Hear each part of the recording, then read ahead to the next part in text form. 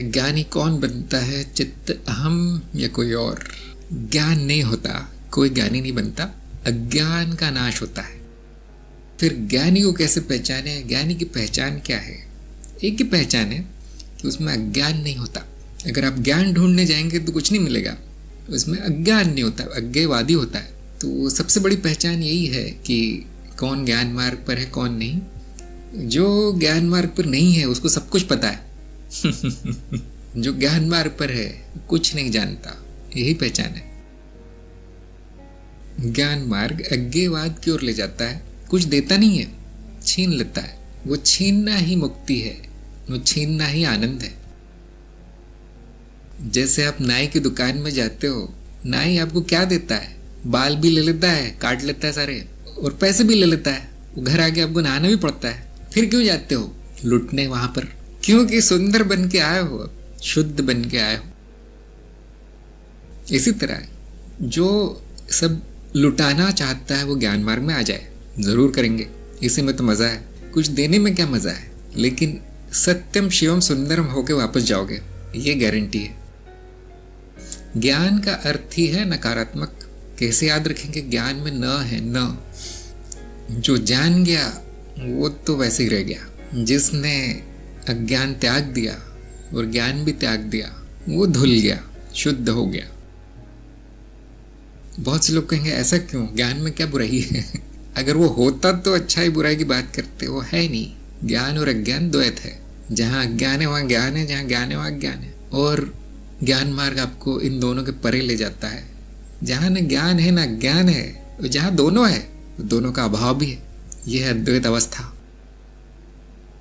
क्योंकि अस्तित्व का स्वभाव न जानना है न जानना। अस्तित्व का स्वभाव न ज्ञान है न अज्ञान, उसमें कुछ नहीं है, खाली है, शून्य है।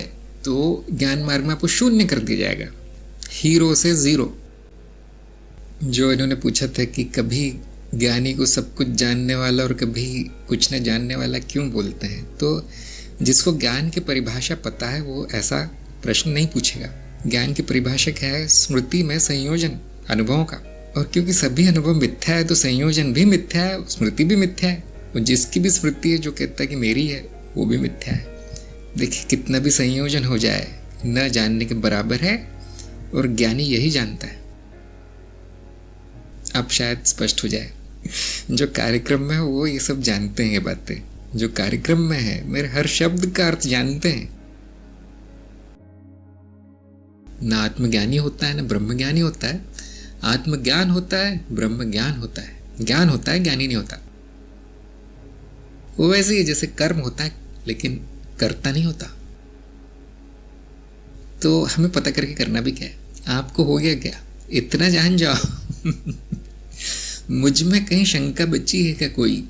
मैं कौन हूं, मेरा तत्व क्या है, ये अस्तित्व क्या है, ये माया क्या है? क्या कोई शंका बची है इसमें? क्या कोई प्रश्न बचा है? तो आप अज्ञानी है। फिर बाकी लोगों को जो करना है करने तो उनका जीवन है, उनकी इच्छा है। हम क्यों बीच में पड़े उनके? हम जान के क्या करेंगे किसको कितना ज्ञान है? आपको कितना है, ये महत्वपूर्ण है जानना। प्रश्न बच्चे हैं, शंकाएं बची हैं, इधर उधर भटक रहे हैं। देखिए, पट्टी आपके आंखों पे बंधी है, कब खोलोगे, कब देखोगे?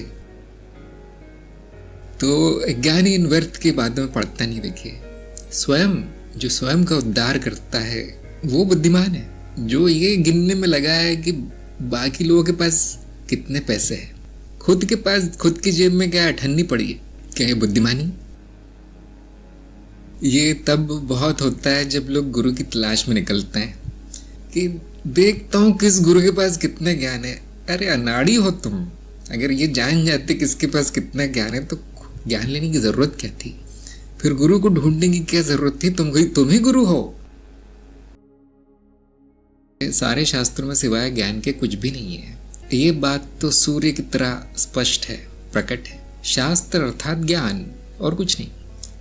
पढ़ने वाला क्या है वो नहीं बताया जा सकता, लेकिन शास्त्र संपूर्ण ज्ञान से भरे हैं। इसलिए हम कहते हैं शास्त्रों से ज्ञान नहीं होता। वो ऐसा ही है। देखिए, जैसे कि एक सुनार की दुकान में सोना भरा हुआ है, लेकिन क्या कोई भी ले जा सकता है उसको? क्या कोई भी वहां से कुछ भी उठा के ले जा सकता है?